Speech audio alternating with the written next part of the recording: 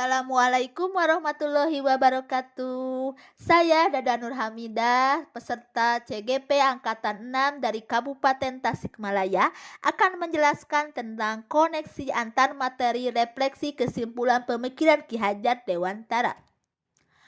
Sebelum saya memahami pemikiran Ki Hajar Dewantara, yang pertama, saya sebagai guru masih mengharuskan semua siswa mampu menguasai semua materi pelajaran dan mendapatkan nilai di atas KKM. Yang kedua, dulu saya masih berpikir bahwa saya berhasil jika sudah menyelenggarakan pembelajaran sesuai dengan tuntutan kurikulum. Dan yang ketiga, dalam pembelajaran saya masih sangat dominan dibandingkan dengan peserta didik.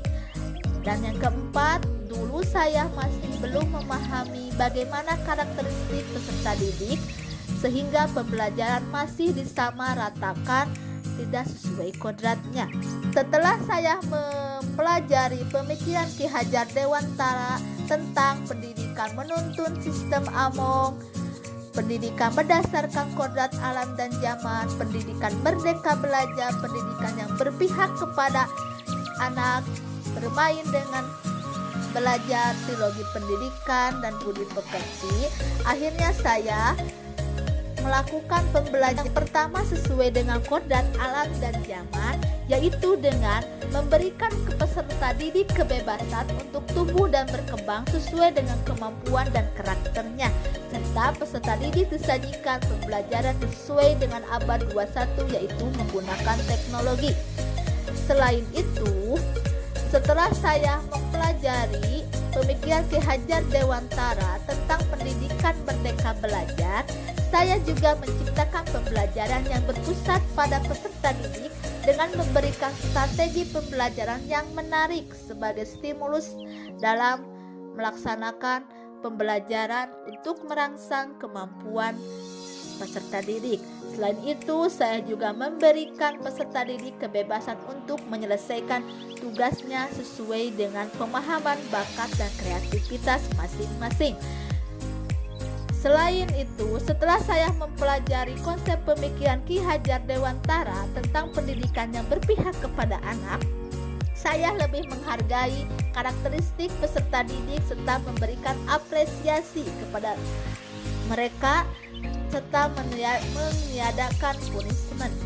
Selain itu juga saya sebagai guru lebih cermat melihat bakat anak, tidak lagi memfokuskan pada peningkatan kognitif anak. Selanjutnya, setelah saya mempelajari pemikiran Ki Hajar Dewantara tentang belajar bermain sebagai kodrat anak, akhirnya saya menciptakan pembelajaran yang interaktif, inovatif, dan menyenangkan dengan permainan atau games education. Selain itu juga, setelah saya mempelajari konsep pemikiran Ki Hajar Dewantara tentang trilogi pendidikan sistem AMONG-nya, akhirnya saya sebagai guru lebih menuntun segala kodrat yang ada pada anak untuk mencapai keselamatan dan kebahagiaan yang setinggi-tingginya, serta melakukan pembiasaan pendidikan berkarakter yang berkelanjutan.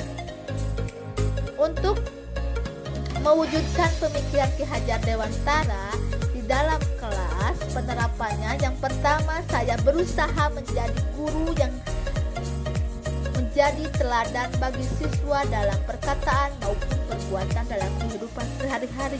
Yang kedua, saya mengidentifikasi karakteristik peserta didik mulai dari kebiasaan, bakat, minat, gaya belajar, dan kemampuannya. Selanjutnya, nomor 3, saya melakukan pendekatan secara emosional kepada seluruh peserta didik serta menjalin komunikasi dengan orang tua atau wali peserta didik dan merancang pembelajaran yang student center. Demikian penjelasan saya tentang koneksi antar materi refleksi kesimpulan pemikiran Ki Hajar Dewantara. Terima kasih. Wassalamualaikum warahmatullahi wabarakatuh.